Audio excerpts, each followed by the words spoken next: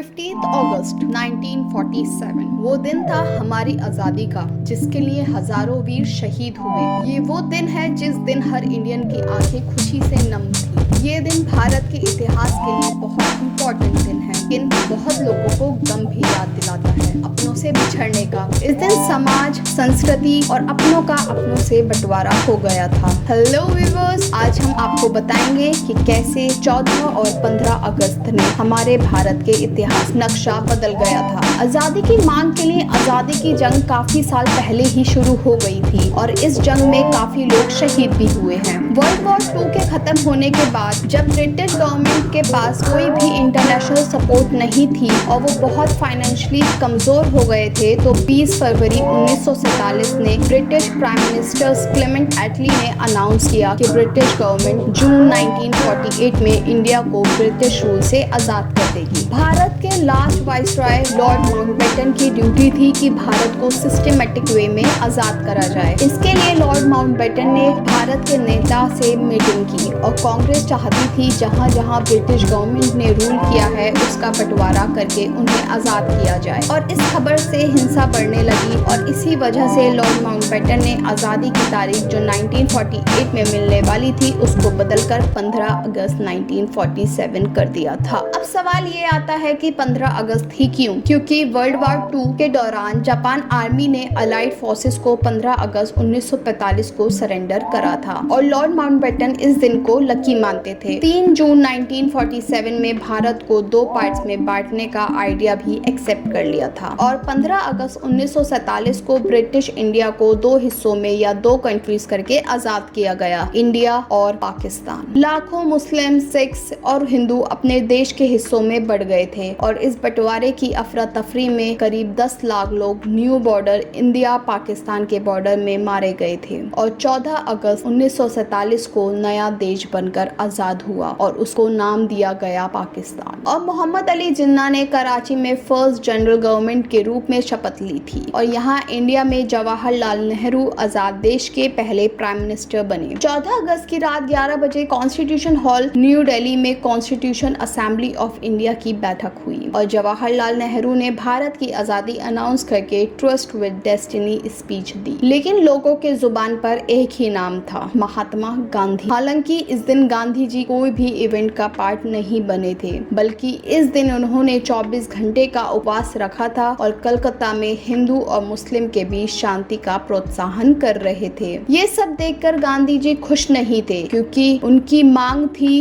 पूर्ण स्वराज्य की, जो मिला 2 हिस्सों में बंटकर, और इसलिए उन्होंने आजादी का ये जश्न नहीं मनाया था। और हर साल 15 अगस्त आजादी के दिवस के रूप में मनाया जाता है और इस दिन नेशनल हॉलिडे होती है। 14 अगस्त की शाम को प्रेसिडेंट ऑफ इंडिया राष्ट्र को संबोधन करते हैं और अगले दिन 15 अगस्त की सुबह प्राइम मिनिस्टर दिल्ली में स्थित रेड फोर्ट में तिरंगा लहराते हैं। इसके तुरंत बाद Indian national anthem Jana Gana मन गाया जाता है। लाल किले में ऑर्गेनाइज इस पेट्रियोटिज्म प्रोग्राम को देश के सार्वजनिक चैनल दूरदर्शन पर देश भर में लाइव चलाया जाता है। और इसी कहानी के साथ दोस्तों, आप सभी को 77th इंडिपेंडेंस डे की बहुत बहुत बधाइयाँ। जय हिंद, जय भारत।